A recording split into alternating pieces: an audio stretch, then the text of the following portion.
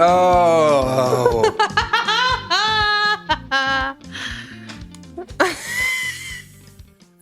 That is a fine... Sweet beer wine. It's a Chardonnay. So fancy. The Finer Things Club. Mm-hmm. The Office. I remember so little about The Office. What? Of like the details of the shit like that. Oh, God. How could you not? It's been a while. I have seen it at least 5 times all the way through. What? Wow. Not even exaggerating. Jeez. Okay.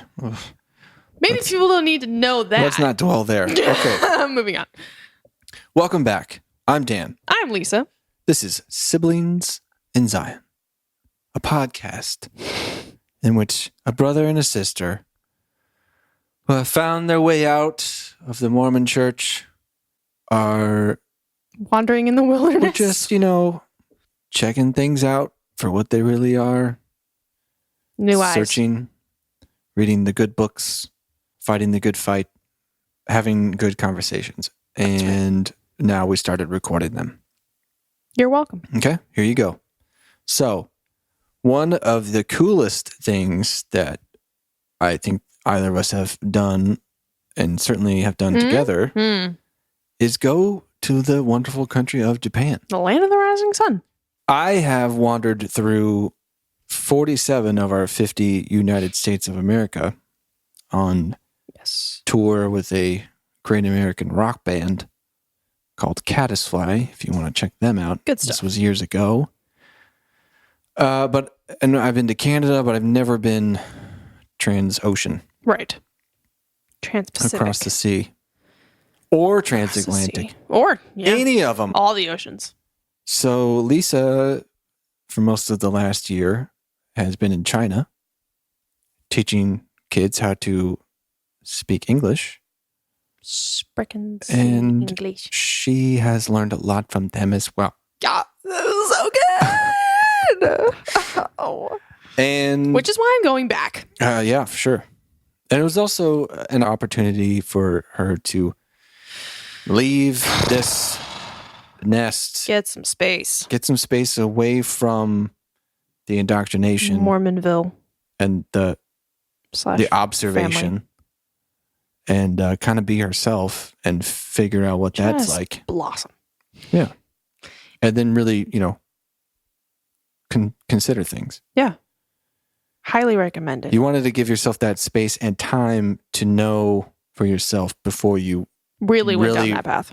and really took yourself all the way out. Yep. If that's what you were going to do. Right. And you did. And I did. So what do you know? before she came back and had to face that loving but very Mormon family, Daunting. she decided that it would be cool and helpful as a buffer to see me first. So, Best decision. oh, dude. So awesome. So we met in Japan. Yeah. Tokyo. In Tokyo. Tokyo. Tokyo. Yeah, I hadn't seen you in 9 months? Close to 10? I left September 1st and we saw each other July 1st. No, or we 2nd. came back July 1st. Oh, right. We saw each other Late June. late June. So that's math. Yeah, 9-10 months. Yeah. And I've always had an attraction Yeah. and curiosity Who doesn't about want to Japan. go to Japan? Yeah. It's a fucking What's cool that all place, about? man. What's that all about? They're really cool. It's awesome. It's so great. It's really great. Japan. I can't believe we were there. I know. Not that long ago. I've told myself that several times. We were We were in Japan. like a month ago. We were in Japan. We were eating sushi from 7-Eleven. What? We were drinking sake. Sake on the train. Mm-hmm. Shinkansen. Shinkansen. And I was saying, arigatou gozaimasu. Arigatou gozaimasu. We were spending yen We were all spending over the all place. the yen. So we met in Tokyo, stayed there for 4 nights, Yeah. took a train to Kyoto. Yeah. We stayed in a traditional ryokan. Mm-hmm. I'm not even sure that's how you say that, but we're going Close with enough. We Japanese stayed style. in 2 of them. True. Yeah. Stayed in Kyoto for 4 nights. Moved on to Fukuoka Fukuoka. for 3 nights. Yeah, for 3 nights. Yeah. And that was That was its own interesting adventure. 1 night in the countryside, which was a little frightening. Yeah, I was uncomfortable. It was. All we the went bugs back came to out the to city. greet us. So, yeah. So we saw, man, how many miles did we walk? 80 Yep. in total? We were there for 10, 11 days? 11 days. About 80 miles. Saw Most a lot of of that temples. was in the first, 8. Yeah, that's true. We were really gung-ho about all the museums and all the temples. And Yeah, we saw a lot of shit. yeah. But that metro system and Wonderful. just so easy. The culture So respectful. is really cool. It's all based on respect. It's So quiet. It's respectful. It's great. organized. I am so loud in Japan. I was like, Lisa, Shut the fuck up. shush. Just dial it down. Yeah. My laugh is echoing down the street. Yeah, so organized, so clean. Yeah. They do a lot of things way Go better. here, walk here, Yeah. sit here. Yeah, and not like as a demand. It's No. because that's the way it gets That's the done. way you That's should how do it. we're all gonna. There's too many people to Get where we're fuck going. around. Yeah, people don't talk on their cell phones in public. No, shush, They don't speak. Yeah, they shush. shush. I think that does lead to some of the more odd aspects of the culture Yeah, that people kind of hear about, sexual things and buying panties out of vending machines. I never saw any of that, but me neither.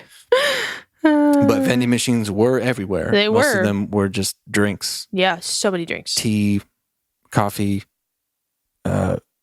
Energy drinks. all kinds of odd energy drinks, which were Soda. awesome. You had a blast with that. Yeah, those little ones in medicine bottles. Yeah. Those beer Totally vending different. machines. There's a few beer vending A few. machines. It's pretty tight. Yeah. Japan's so beautiful. It was really great. Kyoto was the best. So we went from Tokyo, the metropolis, to Kyoto, Tokyo's the biggest city in the world. Is it? Yeah. It really doesn't feel like It doesn't feel that way at Because all. I've been to New York City several times. And it's so chaotic. It never felt like that. Yeah. Because Shanghai's number 6. New York City is so fucking loud. And even in Tokyo, Shush. rarely a honk. No. If there's a honk, it's for a reason. I was like, is anyone even here?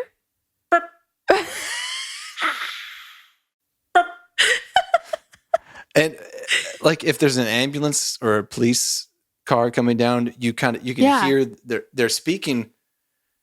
They have the ability to speak over a loudspeaker, and people can hear them for blocks because there's no other ambient noise. There's no other noise, man. Get out of the way, we're no coming. Sounds. We need to get somewhere. Please get out of the way. Please, Thank you. Please move. We respect everyone. Please, we need to go help somebody. And convenience stores were the shit. Like heaven on That's earth. how we survived. We did. 7-Eleven. So cheap. Family Mart. Lawson's. Thanks to 7-Eleven, we were under budget for that trip. Yeah. We went there every day. All the time. Pickled mustard leaves wrapped in rice and seaweed. Gross. That was your diet. We found natto, Natto. which is a fermented soybean food product, which is interesting. Delicious. On its own, not so much, but wrapped in rice. Don't recommend it by itself, but very cheap. yeah. Nutritious. Yeah. Oh, yeah. It was packed with protein and fiber and Yeah. Even for a couple of vegans, we managed figured it out. okay. We managed fine. Yeah. I had to pick some small chunks of meat out of it, just something that was labeled curried rice. Right. You were so upset about That'd be a little that. bit mine. It was really stupid. But yeah, we managed. We did. And the last night, was it the last night? Second to last night?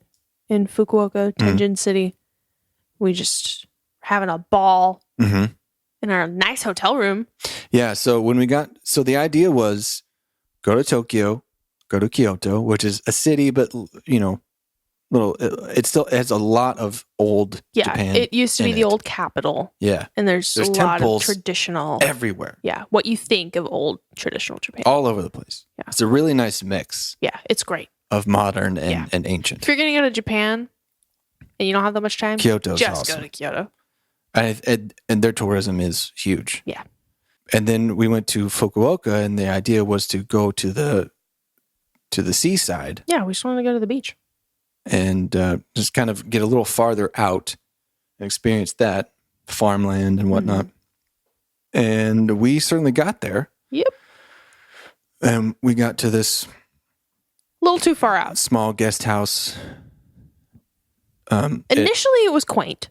It was. I was it like, was really this is muggy. Cute. Yeah. It's by the water, so it's very warm. It was like a little beach town. Yeah. A lot of bugs.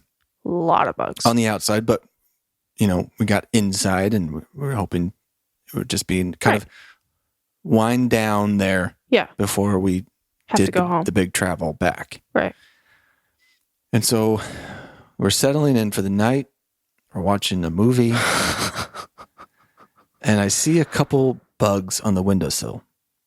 And I think, no big deal. Oh, that's unfortunate, but most of them got to be outside. So we'll smash them up and then we'll just go about our day.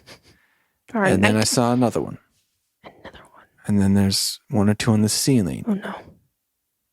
And now they're on the... Oh, no. They're on the ground. The one is dropping down onto my pillow. No. There's too many. No. There's too many goddamn bugs. Where are they coming from? What the fuck is happening? Are we not going to keep the air conditioning on because it's going to be... Are they coming in through there? Where are they coming from? There's too many goddamn bugs in this small space. It was a very small space. And it's upsetting. I don't like this. They seemed surprised by it. The nice young ladies who worked there. Very nice. Yes. So sweet. They didn't stop coming. No. And within a couple of hours, we're looking at other hotels so we can get the hell out of there. The other thing is, closest store was about a mile away. Yeah. We walked the whole way. It was a trek. And while we were walking, how many spiders did we see? Yeah, a lot. A lot. In the bushes brush? on the side of the sidewalk. And then there was parts of the road that were no sidewalk. Right. Cars are whipping by. It's getting dark. Sun's going down. Yeah. Honestly, we're just really privileged white people. Sure. But it's not what we signed up for. Not exactly. No, and it ended up, it was like one of the more expensive places that we... It's like really surprisingly expensive for what we were getting. Yeah. And we couldn't eat there. Just couldn't unacceptable. There were no it was a nice cafe, options. but yeah, it was all seafood. We were just like, we can't do this. We cannot do this. It's not going to be a good time. No. So we decided to go to the Fukuoka city. Yeah. Civilization. Which is like, what, a half hour from where we were? It was almost an hour metro ride. So we booked it. Was surprisingly in the morning. Metropolitan. Yeah, it was really much nice. More than I expected. Super clean. Mm-hmm. We stayed at it was the first real hotel that we stayed at. Yeah. Everything else was, more traditional Japanese style. Right. Sleep on the floor. Yeah. Type thing. So we had a full hotel experience. Yeah. It was a really nice way to end finish the trip. it up. It really was. It's nice. We're in the yourself. comforts of those needs met. Yeah. Nice shower, nice bed. Yeah. Finally a nice shower. Yeah. The shower, everything was fine before, but right. But this was have laundry just down the hall. Right. So spoiled. Yeah. Yeah, it was nice. It was cool. And not that much more expensive than what we were paying. It wasn't. Yeah. We hit a few record stores. Mm-hmm. There was a TV in the room, which is interesting. Japanese TV. Japanese TV is something else. It's so funny. Japanese toilets are the shit. Toilets. God damn. You know what? Shitting is important. And if you can do it sure is. with that nice toilet. You want to have the best experience possible. You do. It is just, you got to do it every day.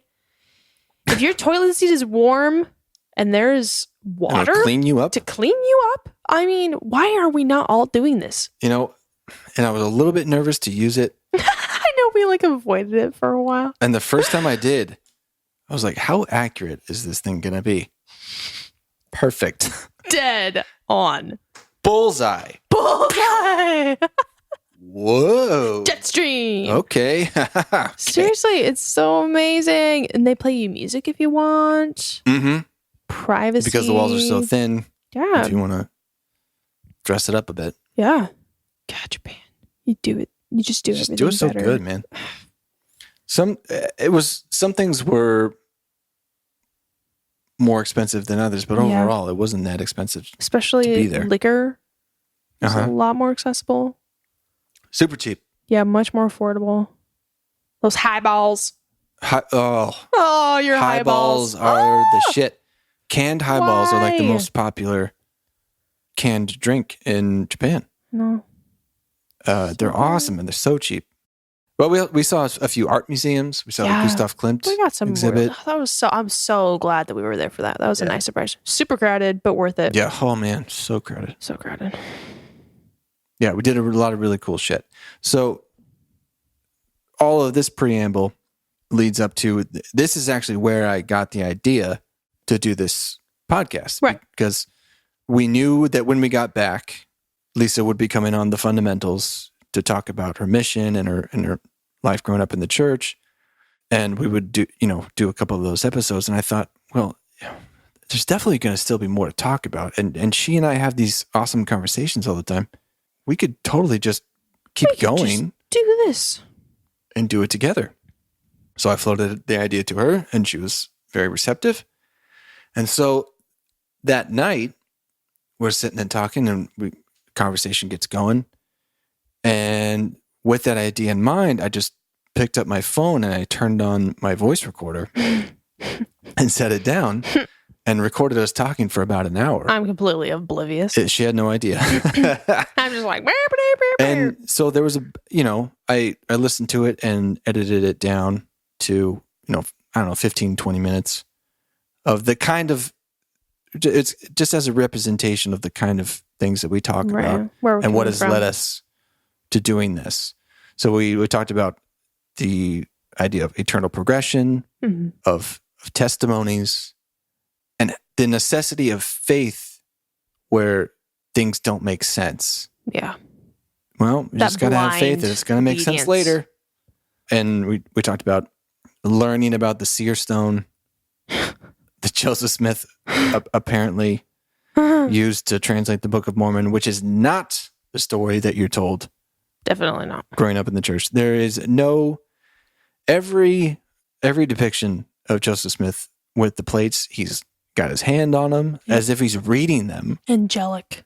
Even though they're written in a language that doesn't exist outside of this set of golden plates, which you can't actually read.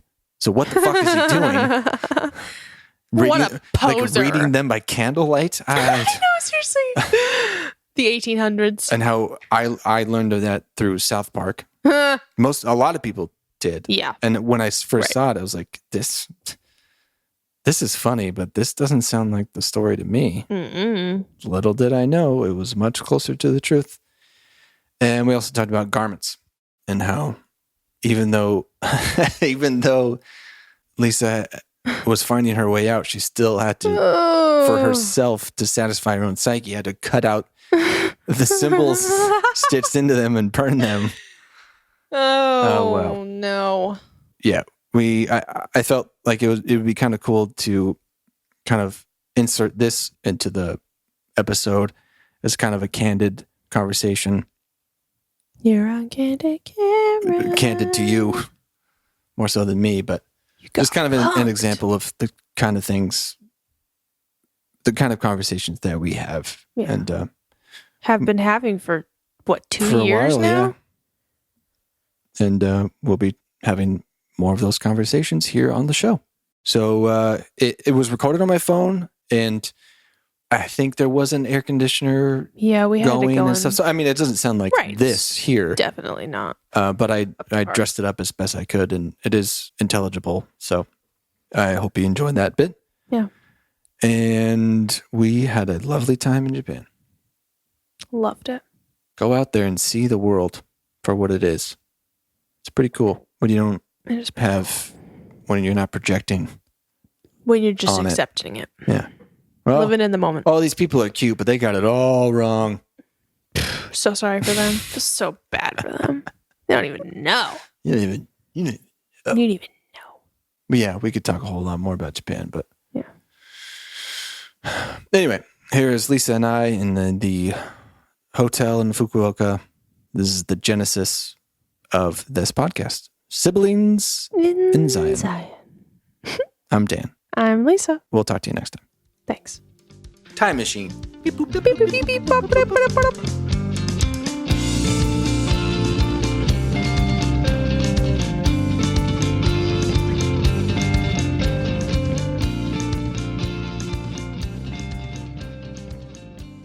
Eternal life. Like you're living as God lives. But eternal progression. Because he's always progressing. Progressing through his creations. So if you go to outer darkness or anything less than the third degree of heaven in the celestial kingdom, then you are damned. Mm-hmm. Because you're not allowed to eternally progress by having children. But you still exist eternally. Of course, but that's not what they're saying eternal life means. So you'll have immortality, you'll live forever, and you'll live as God lives with eternal progression. Okay, but if God is eternally progressing, how is he a God? Because his progression and his added to his stature is us and helping us fulfill our purpose, is what they're saying. So what is he eternally progressing to? I have no idea, and that is the exact question that led me out of the church. What could be beyond God? That's why I was like, what is the point? Doesn't make any sense. No, eternal progression is real dumb. It just sounds monotonous. There's eternal progression, I suppose, of... There are some elements of the,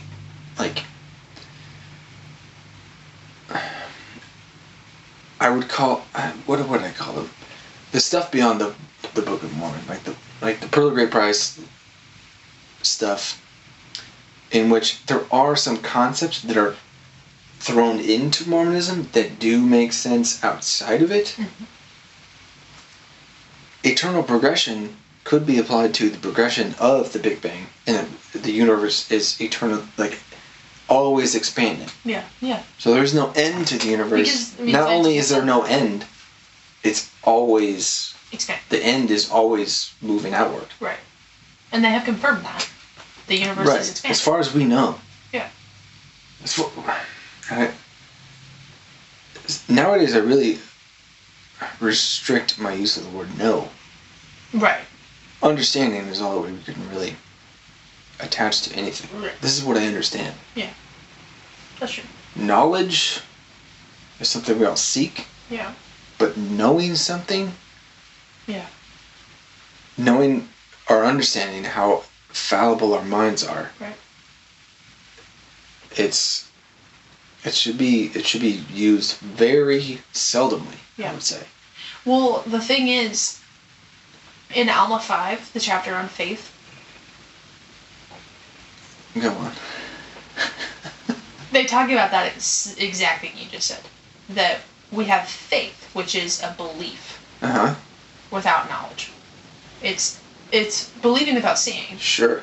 If you plant the seed... That's what all of this is based on. Right. But they're saying once the seed grows... From the size of a mustard seed? Yeah. As it were? It produces fruit. So... look at this analogy fruit I can... Oh, the faith. Oh, I taste it. That's also called, reciprocation. Right. So they're saying once you have... It's you have knowledge, but then at a certain point, your faith is so strong that you then have no room to doubt it. So then you have knowledge. Well, isn't that bearing your testimony when you're 5 years old? Yep.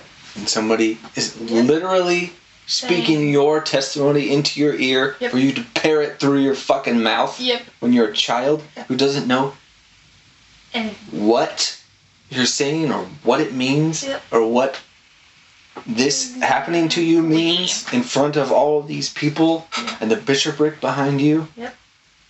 That is so insane. Yep, it is. It really is. I've seen it more. Daddy, tell me what I'm going to say. I know the church is true. I know that Joseph Smith was a prophet. Yep. And I'll keep saying this for the next 15 years until I go on a mission and then tell all the other people that. Yep. Exactly. And next level in heaven. Uh-huh. You're going to continue to do that to those spirits?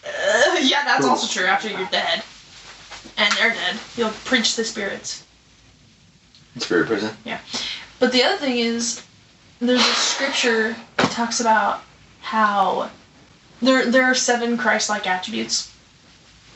And there's a list? Yeah, it's in Preaching My Gospel. Ooh. And eventually, you're not going to need faith anymore. Because you'll have knowledge. Like, faith and hope are as if for now. Faith and hope can produce knowledge? Yeah. Based on nothing faith else? and hope, you won't need those in heaven. Like, you won't need them. You'll just have knowledge. And charity is the only thing that will exist forever. Charity suffereth long and is kind, and is not puffed up, and seeketh not her own. Right. But seeketh to do good. Sure. Right? And charity never faileth. Everything else will fail, but charity never faileth. You gotta throw in the charity scriptural never faileth. Pizzazz. It never faileth. Never faileth. That's never the Relief Society quote. Charity never faileth. Mm-hmm. Do all the charity you want. Yeah. Doesn't mean anything. Because it's like faith. There's a scripture that's like faith unto repentance unto faith just leads to so many things. But what is faith without real understanding? If all of this is created by a heavenly being, but we have to rely on ethereal knowledge that is beyond the place and time and space that we are in order to understand what created it. Why would that be? Why would there not be a connection, a clear, understandable connection, a conduit between what is above that if God is God and we can't see Him, fine, but we can't even make sense of that based on what is in our 3-dimensional current state of being. We can't make that connection. Why wouldn't we be able to do that if it came from that? Yes. It always drove me crazy thinking about that. How there just seemed to be Why would you have to have this thing called faith? Nothing. That is the bridge between those. Yeah. And that's exactly what that is. Shouldn't be that hard. It doesn't make sense, but I have faith. Right. And I hope that faith leads me to this ultimate knowledge that I can't understand right now. Exactly. Yes. When I'm dead. Right. When I'm dead, I'll understand all things. I want to turn over everything in this room. Fuck. Everything. Smack it. I'm a smack it. It's just... Yeah, it doesn't make any sense. That's the thing. That's the thing, though. That doesn't make any sense. It doesn't make any sense. Beavis and Butthead. Do you even know what Beavis and Butthead is? Yeah. Have you seen it? Yeah. Yeah. You used to watch it. When I was an adolescent. I also remember South Park. Oh, that's way better. And I sent you the episode about Joseph Smith, right? Mm-hmm. Dude. Smart. I remember watching that in 2005 and that's not the story. That's not how they did it. What a dummy. What an uninformed person I was.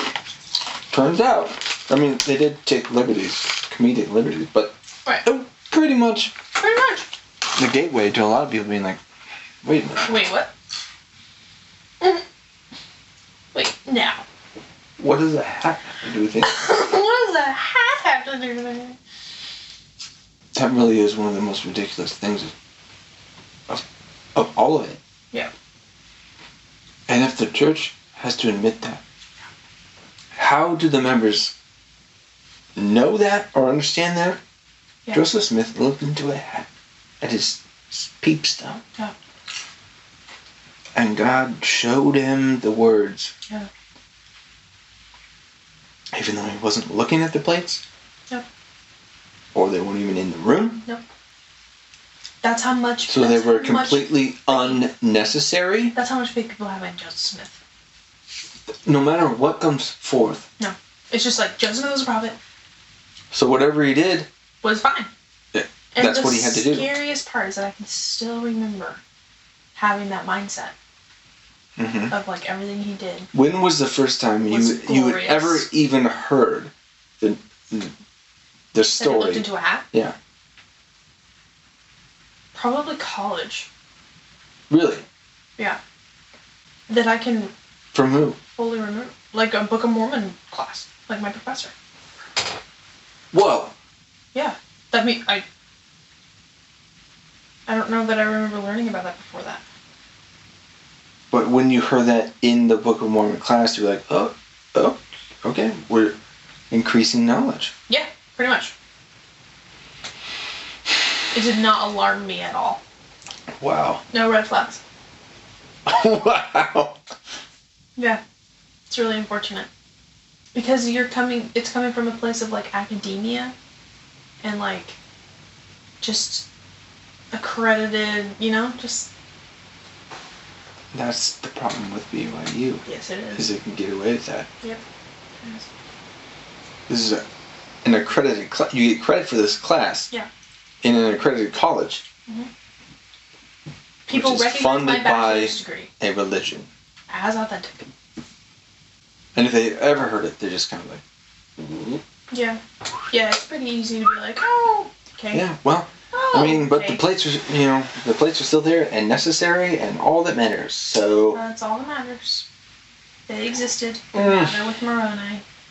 Conveniently. I mean, Moroni must have felt like such a bitch if he had to go through all that trouble to show him how to get the plates and where they were. And say the same thing 4 times. Years.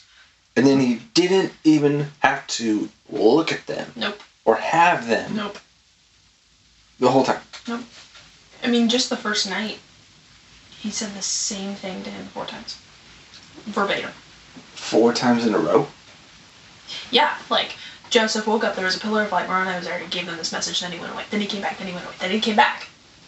Then he goes and works with his dad, gets too tired, and he's like, I gotta go home and rest. And his dad's like, okay, you go. And then he climbs over the fence and he falls down, and then Moroni appears again and says the same thing for the 4th time. And then over the next 4 years, there is an importance in the folk magic realm of repetition of 4 times. Elder Bednar gave a talk just about that experience and how repetition is so important in Revelation. Oh, is it? Would it not be sufficient? It was called repeat over again the same things. Would it not be sufficient of something of utmost importance? Repeat over again the same things. It was at BYU, Idaho, and I was there. But it's also him going back on the solstice, the same time every year for 4 years. That's true. Based on nothing about Christianity at all. No. Oh. It's a mess. There's so much. There's so much. Especially as I continue to read the BOM. The Book of Mormon. Yeah, that'd be a good segment. Like, what did I just read in the Book of Mormon? Yeah. Now I can't imagine not knowing these things. Like, and you should. If it's all a part of it, if it's all a part of the story. They're fucking LDS articles. Like, the church has produced essays about all of this. And of course, there's the bias clear, but it does admit that they have. Joseph Smith said that this was translated from the papyri, but it's actually not. Has nothing to do with that. But guess what? It was just It was just a tool. It was just another tool. But that explanation in itself... In and of itself, says a lot. ...is everything. Yes. And Joseph Smith, the prophet, said, I translated these documents. This is what these documents say. Yes. And then people 180 years later say, actually, what he was doing was being inspired by these documents, even though God can do whatever the fuck he wants. Nothing to do do whatever he wants for inspiration. with what he wrote about. So, no more questions needed. Dunzo. No. If Joseph Smith said that this is what happened, and he was the prophet, you take that. Yeah. And if it's wrong, you take that, and goodbye. Yeah. It's bullshit. Yeah. Not that hard to figure out when you're watching documentaries. It's really not that hard to figure out. Just think about going it. Clear. Well, yeah, but the question should be, if you were in... Well, it's a hard question. I'm a fundamentalist. It's a hard question. If you're in a cult, would you want to know that? Right, and how do you know it? Who is in a cult that knows they're in a cult? Pretty much no one. Pretty much no one. If you were wrong, would you want to know that? That's the real question. Be honest with yourself. That's the real question. If you really think that you're infallibly correct, yes, in your understanding of this thing, but all the other people who believe in Scientology, who believe in Islam, who believe in Methodism, believe in the Baptist Church, who believe in Christian Science, and they all have the same conviction. But you think they're all wrong. And you wish that they would see that they are wrong.